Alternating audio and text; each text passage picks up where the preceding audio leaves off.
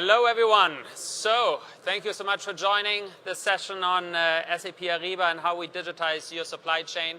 I have to admit, every time I think about SAPPHIRE, it's honestly all about our customers. And this is why I'm so happy and so glad to be joined by Melanie Singh from Loblaws, Canada's largest retailer. And Melanie has done unbelievable things over the last 3 days already for SAP and SAP Ariba, talking to many of you about her journey with SAP. And I thank you so much, Melanie, again, to be doing this on the last day of SAPPHIRE with us as well. So thank you. You're welcome. So let me just share with you a little bit of an update on SAP Ariba and what we have been up to. We had a pretty busy year since the last SAPPHIRE. We basically, first of all, changed the name of the business. Now, why is this relevant? Why is SAP Ariba relevant? First of all, if you look at the logo and this beautiful new logo, it represents two arrows pointing up. One showing our suppliers and one showing our buyers. Both are customers to SAP Ariba. And when you think about supply chain and when you think about procurement, it's really about how do you adopt solutions on both sides to make commerce more efficient. So it's really about the question of adoption on both sides of the equation. And obviously on the buyer side, adoption has a lot to do with the user experience. How long does it take a user to get the job done? How difficult is it to navigate the system? And I will talk to you a little bit about some of the things we have done to really move the needle on the user experience.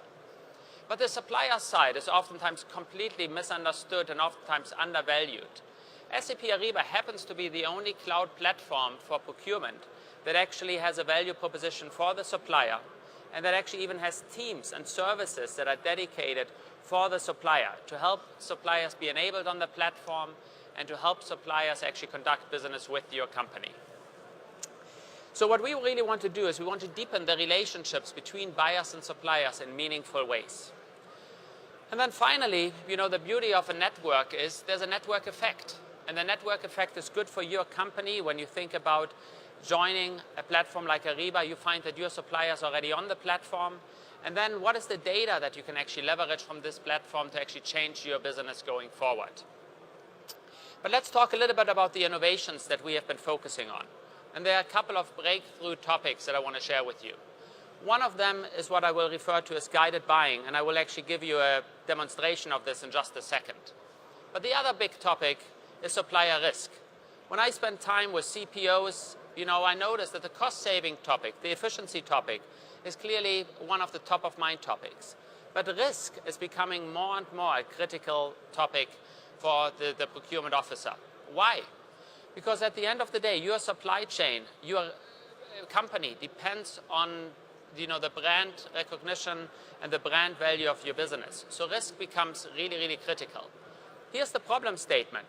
If you have 20,000 suppliers, 50,000 suppliers, some of our customers have hundreds of thousands of suppliers. How do you manage the risk in your supplier base? How do you find the needle in the haystack that tells you, here's the risk in my supplier base? It's a real challenge. So how do you do this? We believe you can do it if actually your suppliers are connected to the same platform and we bring in other data from other sources to actually manage your risk. We call this Infonet. We have supplier risk management tools that actually help you identify that risk in real time, live in your business. That's one area of our investment. The other area we are very, very excited about is what happens on the supply chain. So we are working with several high-tech and retailers together on actually enabling their supply chain and providing more visibility into supply chain processes, forecasting, inventory, etc. It's possible because your supplier is already on the network. And then finally, the area of payments, Ariba Pay. This is actually a great example of an innovation that was recognized within SAP as one of the most innovative in last year, winning the Hasso-Plattner Founder Award. The payment idea is very simple. It should be as simple as Apple Pay. If you already have the invoice from your supplier, it should be one click of a button so that you actually get the payment done. This is the idea of Ariba Pay. But let me show you just for 1 second what we do on guided buying. The first topic, because it relates back to our user experience. If I could go to the demo. So this is what we call guided buying. This is the new user experience. It sits on the procure to pay system and that all your users in your company would use to go to buy anything inside the business. So it's really one place to buy. If you look at it, first of all, it starts with a search at the top. Why is it significant? Because any user in your company is used to a search. Yeah? You obviously have tiles. You can customize those. Let's go into a simple search for, let's say, for instance, Surface device. We announced yesterday the partnership with Microsoft, so it's just appropriate I search for a Surface. Okay, now I happen to go into this tool, very much like a consumer website where you find detailed description of an items, you have the photos, etc. But imagine now you're actually part of one of the functional buying centers, in this case, marketing. So if you're in marketing, you might use this Surface at an event for customers. So you want to give it as a gift. In the moment you actually select the gift as an option, a policy warning comes up and notifies you that a gift can't be more than $25. So in this moment, the policy is actually embedded in your workflow. Why is it significant? Because guess what? Many of us don't read the procurement policy. When was the last time you read it? Yeah? Been a while, you know? So that's the whole point. It's actually the software starts to become more intelligent. This is what Hasso spoke about this morning.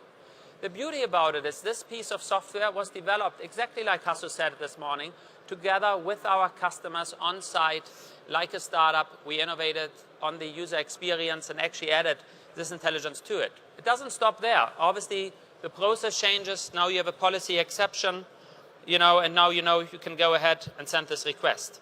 I'll give you one more example. You know, let's go into facilities. So in this case, you want to set up a new workspace. If you fill out the information on this workspace, first of all, this uses e-forms. These are configurable for you.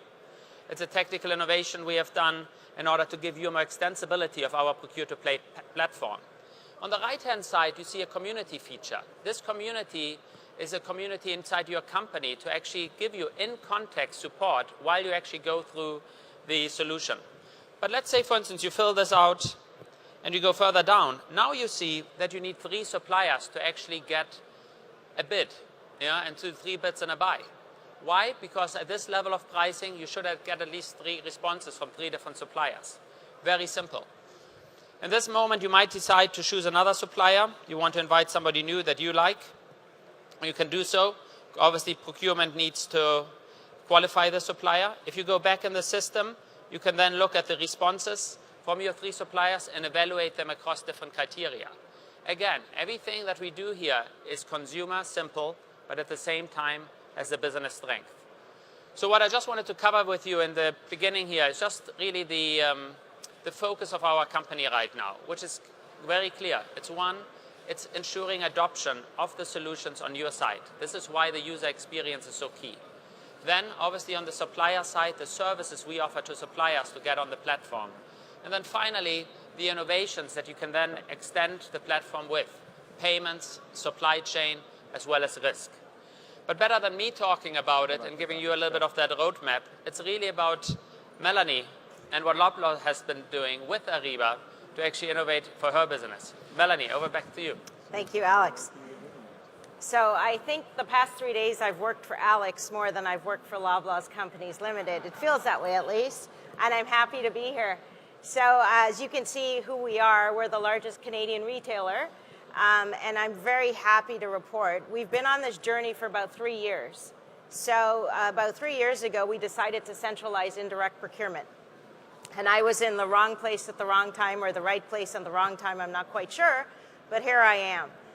We spent about 1.5 years looking at the process, or the lack of processes we had around this space, and I came to SAPPHIRE last year at this time. And as many of you are sitting there and you're looking at all of this and you're thinking, wow, this seems pretty slick. So I wangled my way into an invitation to speak to Steve Singh, who painted the picture for me. And by the way, there's no relation. He's not my brother. So he painted the picture of what Ariba could do with field glass, etc. And I flew home last May, and I thought, wow, this is something we got to do. To the detriment of my IT colleagues.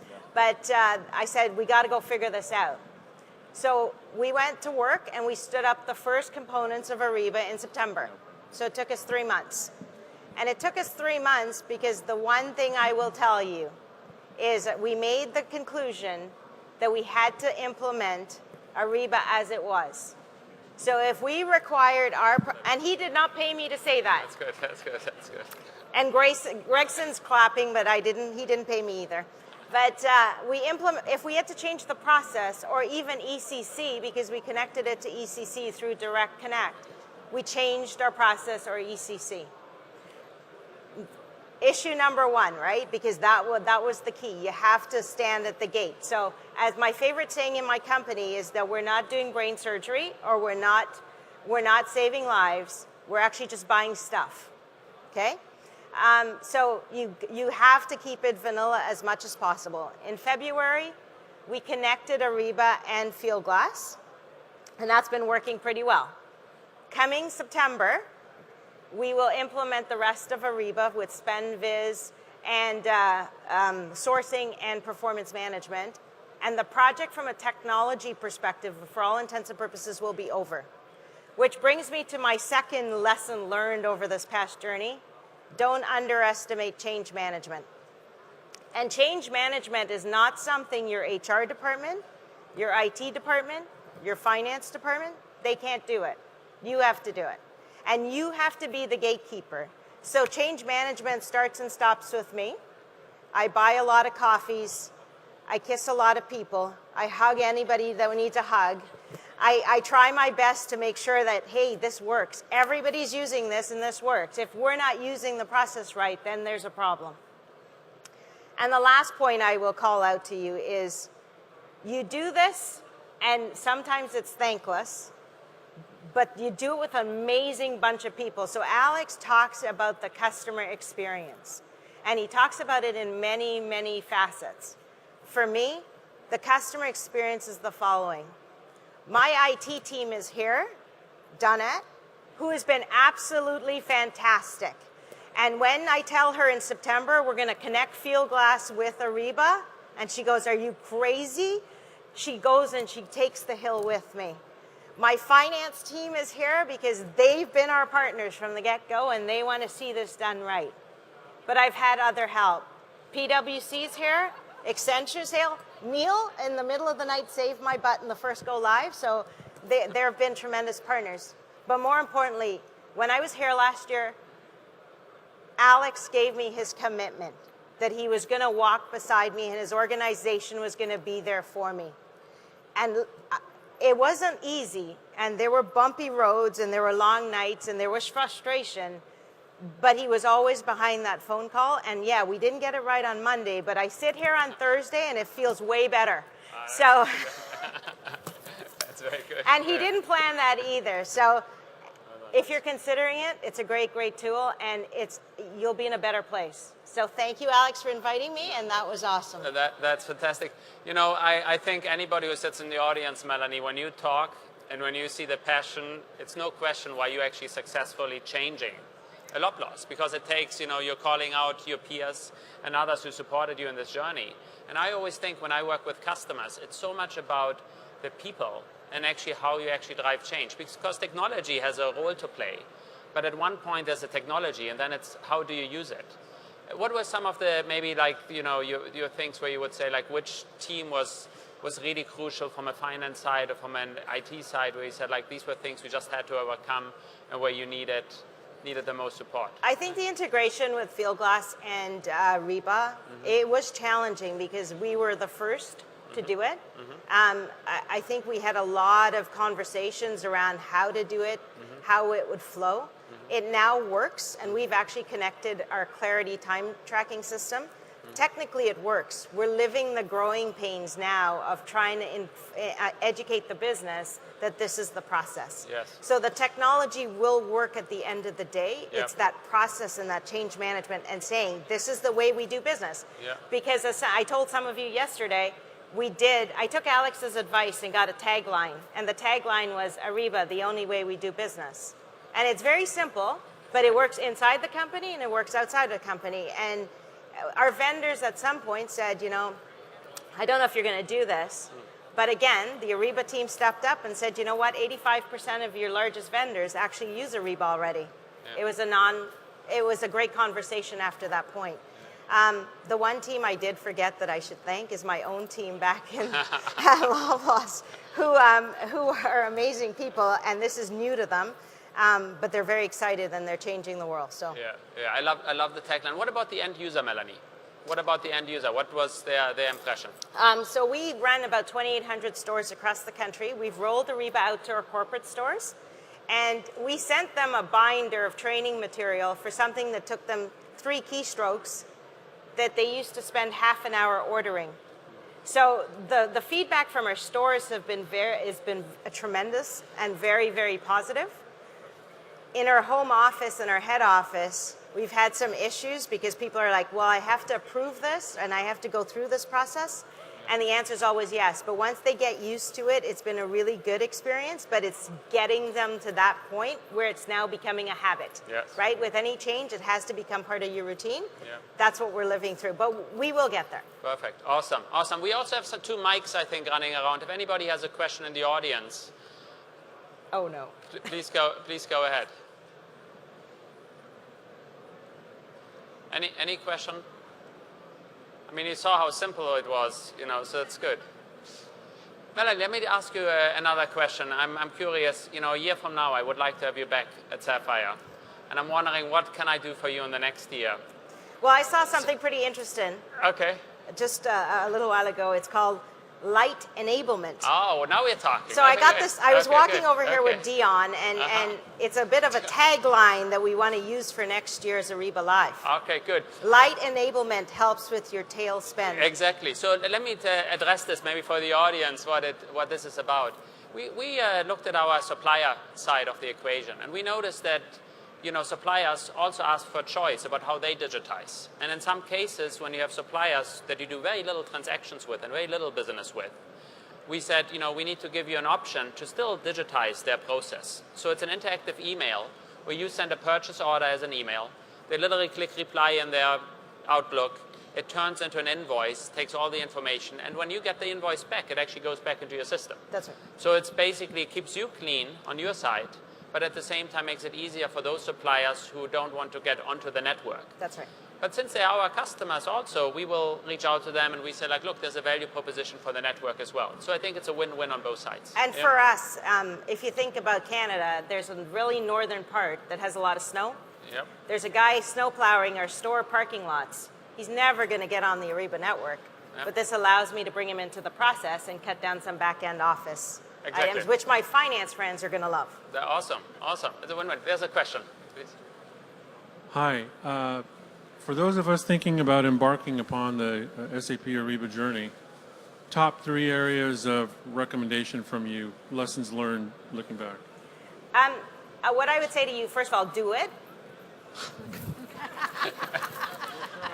So check, Alex is happy. The second thing is, when you look at Ariba, and we implemented it differently than other people will. So we went with the modules of contract management and P2P first, because that helped our business and where we were in our business. And a lot of customers, you won't know what you spend in this space. So we spend a lot of time trying to figure out what we spent, and we figured that was the last point we wanted to go. So the way you implement is going to be critical on your success. And that's what I would recommend to you. And don't underestimate, the technology works. The change in the people in your home office is going to be hard. Make sure you plan and plan again and plan again and plan again. If I could just add, I think on your side, have the right business sponsorship. You need a Melanie Singh, and then you will have a great project. That's simple. Yeah? Good. Any other question? Oh, here we have a question from the gentleman in the front. Okay. Introduce yourself, maybe quickly. Melanie, Greg Sue from Ariba. Okay. Love your talk. But in some of our previous discussions, you know I've told you it's very hard for customers to adopt Ariba and do the no customization approach like you did. But you told me it took real fortitude. Can you give the customers examples of what you meant by real fortitude? So I had the pleasure of meeting Gregson yesterday, and we've bonded over several. Our life is very similar, and we bonded, and now I have the bat phone number, which I'm very appreciative of. But I used another word, and he's using fortitude. You got to stand at that gate, and you got to say, if it doesn't make sense, and again, we're buying stuff. We're not creating life, and we're not doing brain surgery. I buy trucks to toilet paper. That's essentially what I do. It's not hard. This works. You gotta just stick to this and have the fortitude to say, well, if this works and it works like this, then I gotta change my process and my company to work like this. And it's gonna be hard. I know I've used that word a lot. It is hard. And sometimes you go home and like, I'm a girl, I'll go home and I'll be really sad, but you gotta get up the next day and keep going. Awesome. Melanie, we are at the end of the time. I want to thank you, but also the entire Loblaw team. I just want to thank you so much. I also want to give a quick shout out to people like Rexon, because there are people obviously at Ariba who make these things actually happen and work. I don't actually personally write the code, just to have information. Other people do, but that's okay, you know. But it's a service. We provide a service to you, and your success is actually our success. Because in the network business, if you don't run the business over the network, there's no value in the future. So that's why our success is actually completely aligned.